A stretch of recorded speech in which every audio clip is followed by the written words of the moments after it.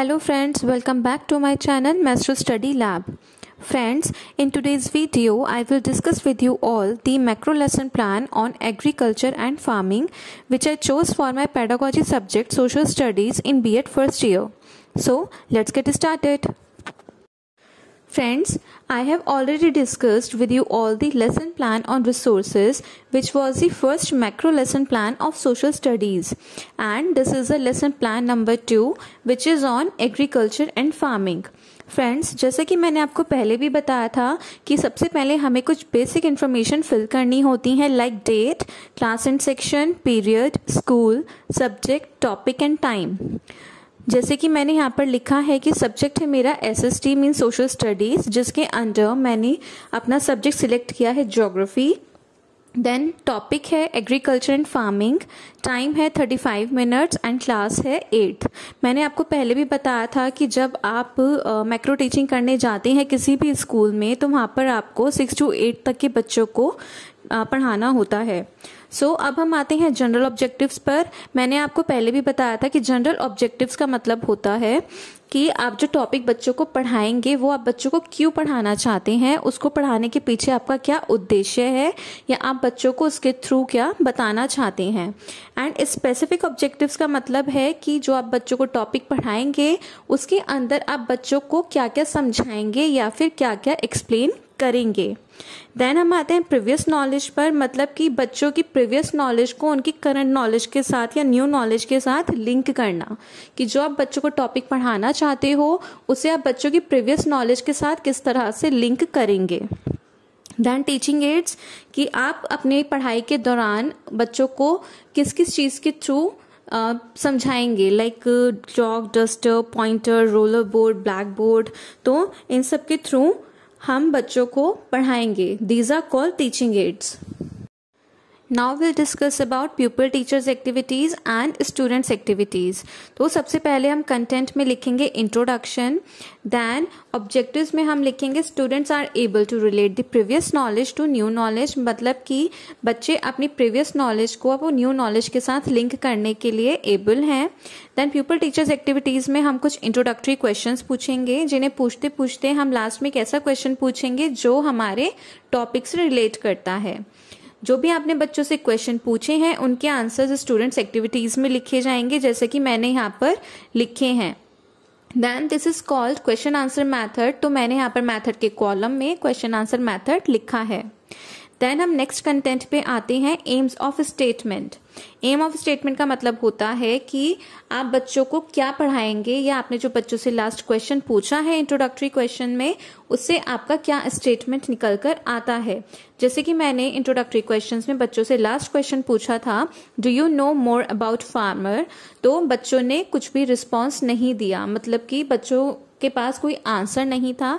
तो फिर मैंने बच्चों को इस क्वेश्चन का आंसर बताते हुए अपना स्टेटमेंट बताया, like farmer comes in category of agriculture and farming, so today we will discuss about agriculture and farming. This is called statement method, जो कि आप मैथड के कॉलम में लिखेंगे। देन नेक्स्ट कंटेंट है meaning of agriculture.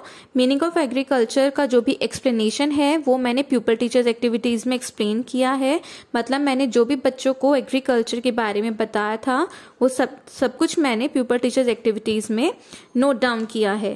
Then students activities में मैंने लिखा है students listen carefully and writing main points in their notebook. And method में मैंने लिखा है ब्लैक बोर्ड वर्क, मतलब कि इस टॉपिक को एक्सप्लेन करते हुए मैंने ब्लैक बोर्ड पर जो भी वर्क किया था उसका मिनिएचर मैंने यहाँ पर मैथड के कॉलम में पेस्ट किया है। देन कंटेंट के बराबर में जो आपका कॉलम है objectives with specification and behavioural terms, वहाँ पर मैंने दो एस्पेक्ट्स को लिखा है के and you, means knowledge and understanding, जिसके बारे में मैंने आपको अपनी पिछली वीडियोज़ में भी बताया है।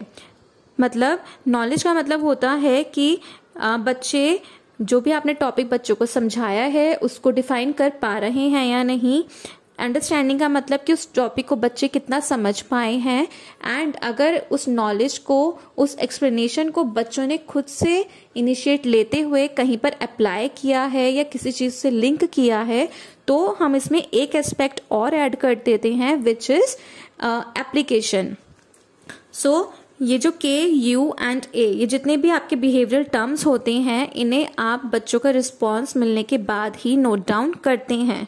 मीन्स ये जो आपका objectives with specification behavioural terms का कॉलम है, ये आप सबसे लास्ट में फिल करेंगे जब आपको पढ़ाने के बाद बच्चों से जैसा भी रिस्पॉन्स मिलता है, तो उसके बाद ही आप इस कॉलम को फिल करेंगे। देन लास्ट में हमारा कॉलम है इवेल्युएशन, जिसमें मैंने अपने टॉपिक से रिलेटेड बच्चों से कुछ क्वेश्चंस पूछे हैं, like fill in the blanks. आप कुछ भी पूछ सकते हैं बच्चों से, वो फिल इन द ब्लैंक्स भी हो सकते हैं, ट्रू फॉल्स भी हो सकते हैं, एंड शॉर्ट क्वेश्चन आंसर्स भी हो सकते हैं।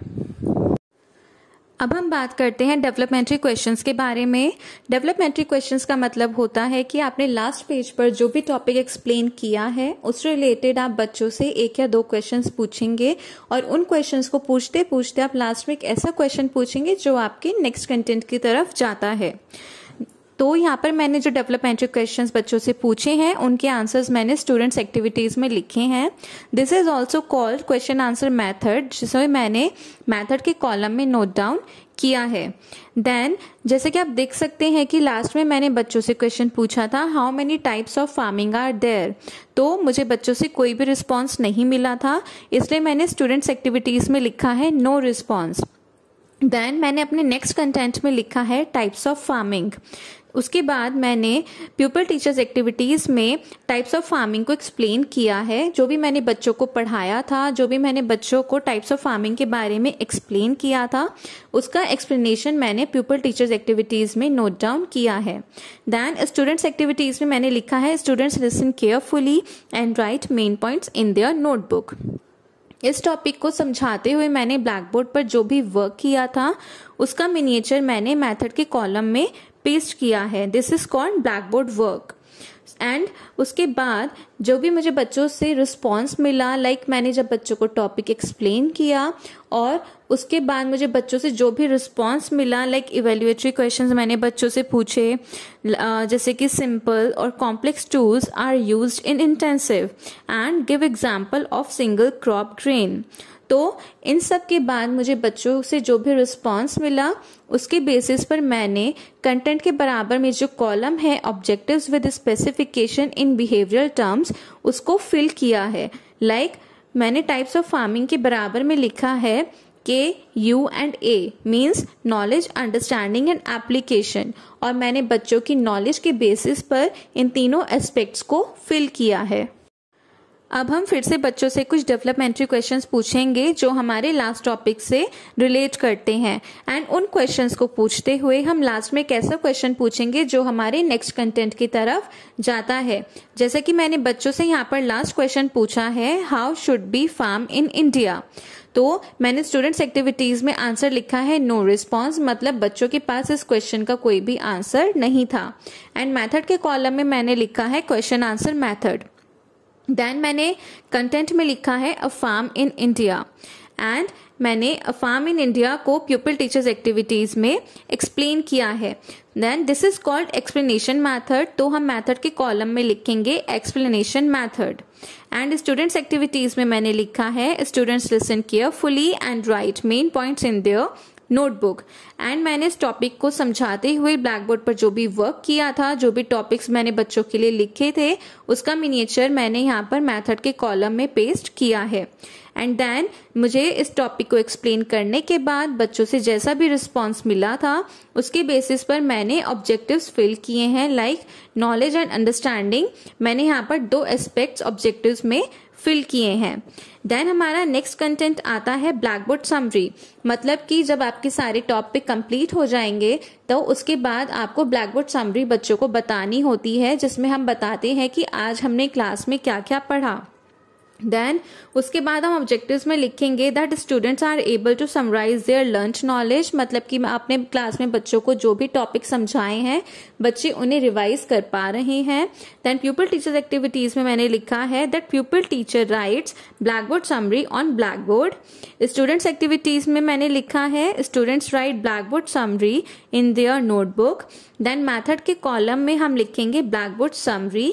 एंड देन आपने ब्लैक बोर्ड पर जो भी वर्क किया है, जो भी बच्चों को बताया है कि आज हमने क्लास में ये पढ़ा, ये टॉपिक हमने डिस्कस किए, उन सभी का मिनिएचर मैंने यहाँ पर मेथड के कॉलम में पेस्ट किया है। So this is the last page of our macro lesson plan, जिसके अंदर सबसे पहले हमारा टॉपिक आता है रिकैप्चुलेटरी क्वेश्चंस, जिसका मतलब होता है पुनरावृत्ति प्रश्न।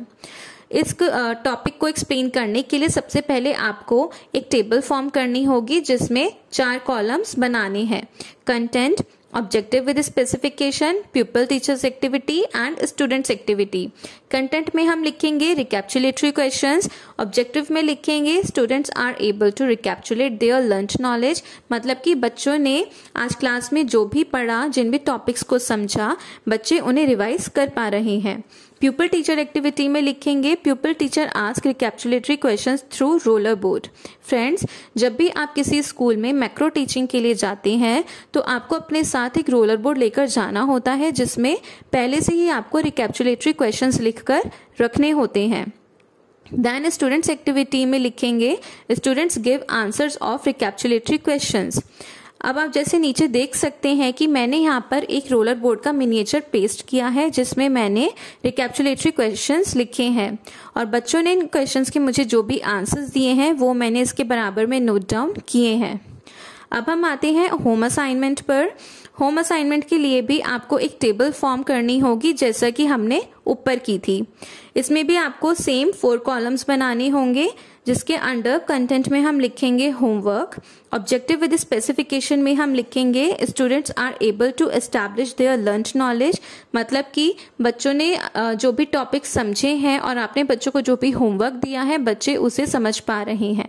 प्यूपल टीचर्स एक्टिविटी में हम लिखेंगे pupil teacher gives homework on black board.